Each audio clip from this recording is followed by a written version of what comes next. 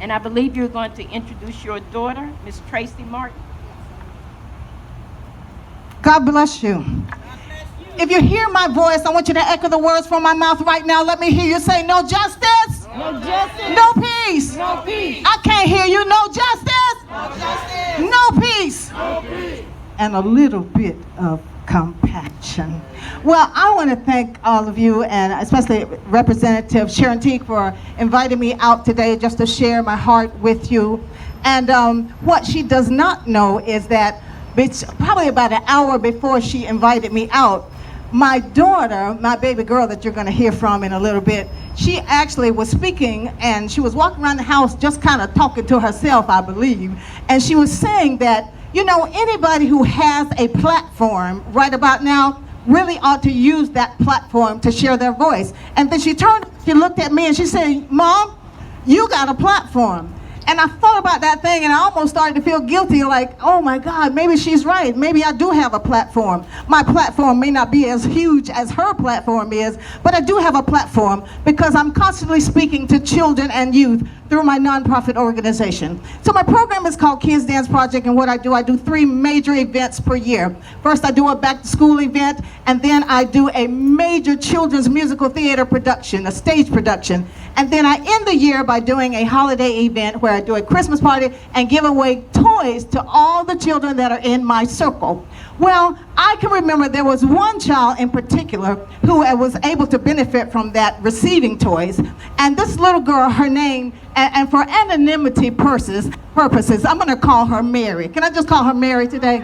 And so little Mary was only about 4 or 5 years old. I think she was about 4. And little Mary, I'm going to tell y'all, Mary was bad. I'm telling you. And you know what? I know we really shouldn't call kids that. So in my organization, we don't call children bad. What we do is we call them creative. So we'll say that Mary was extremely creative. And then Mary was having a day one day at home, and Mary's mother was speaking to her, and her mama said to her, Mary, if you don't act right, you're not going to get nothing for Christmas. And little Mary looked at her mom and she said, that's all right, because Miss Pat said she already bought me something for Christmas. And so little Miss Mary, I can see her doing that thing. Y'all know we got a reputation for doing that neck roll when we really upset about something, want to tell somebody something. So I see her doing that neck roll thing and telling her mama something.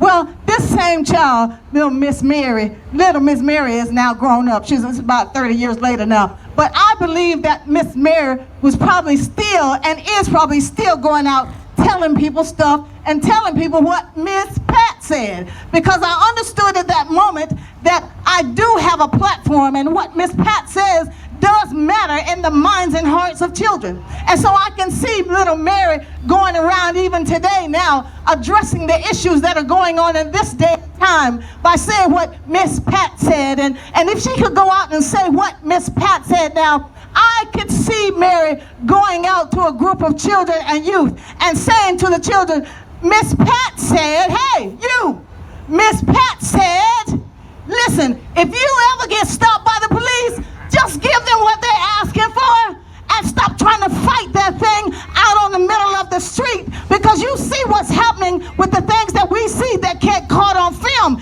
Can you imagine what happens out in the street late at night in the dark in a corner around the corner, when things that we don't see, the things that we hadn't seen, things that we'll never know what happened?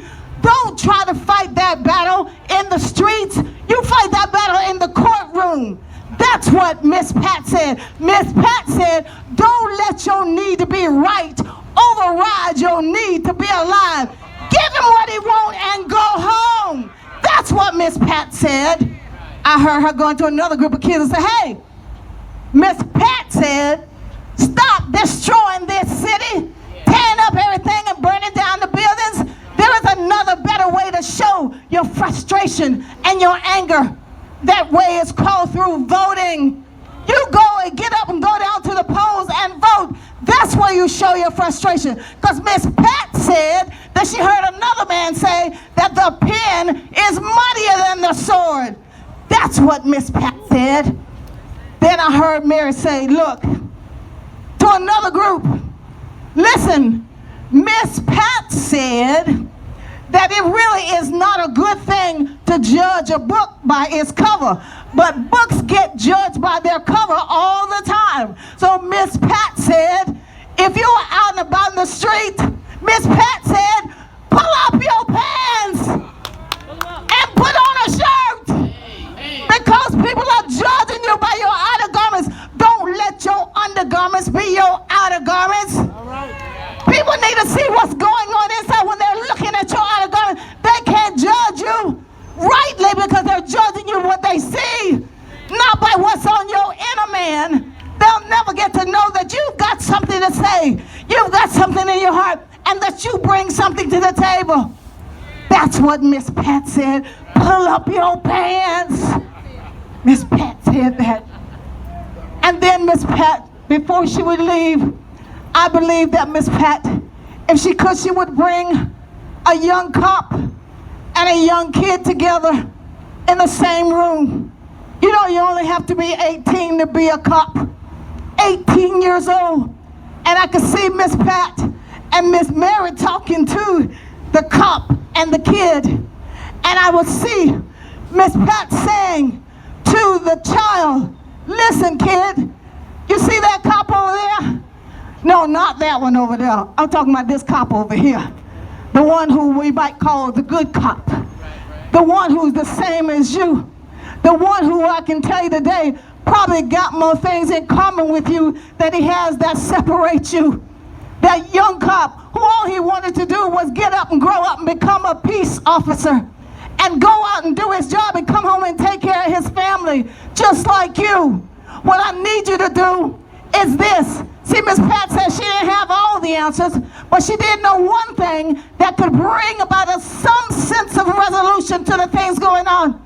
And that thing is called the spirit of compassion. And so she says to that little kid, see that cop, the one who's just trying to do a good thing like you? I need you to have some compassion for him. Now listen, kid. This little girl, this is Mary talking to the kid. She said, listen, kid, I need you to see that other cop over there. You know that one that has been brutal. That's the one over there. I need you to have some compassion for him. What? Miss Pat, how in the world can I have compassion for him? And Miss Pat will say, well, listen, this is what I need you to understand about him, that cop over there. First of all, I want you to know that his heart is probably filled with racism. But that didn't happen just today. He didn't just wake up like that this morning. That has happened for years and years and years. It's been generation after generation after generation to fill his heart with that kind of racism. I want you to know he's probably as scared of you as you are of him. I want you to know that the thing is that he probably has not been properly trained, and we got to do something about that. I need you to have some compassion for him. How can I have compassion for him? Well, Miss Pat said that she heard another man say, a man whose name was Martin Luther King, that you can't fix hate with hate. Have some compassion for him. Miss Pat said, there is no way that you can turn this thing around by continuing to do the things that you are doing. Miss Pat said, you can't do it like we're doing. We got to have some kind of compassion for these people. That's what Miss Pat said, because Miss Pat said, she know again she doesn't have all the answers, but it is something that can begin to at least turning things around. And Miss Pat, after she's done talking to the police and to the kid, this cop and this kid, I see Miss Pat turning away as she's finished. But then she turns back to say to them, wait a minute, Miss Pat is leaving, but she wants you to know these words.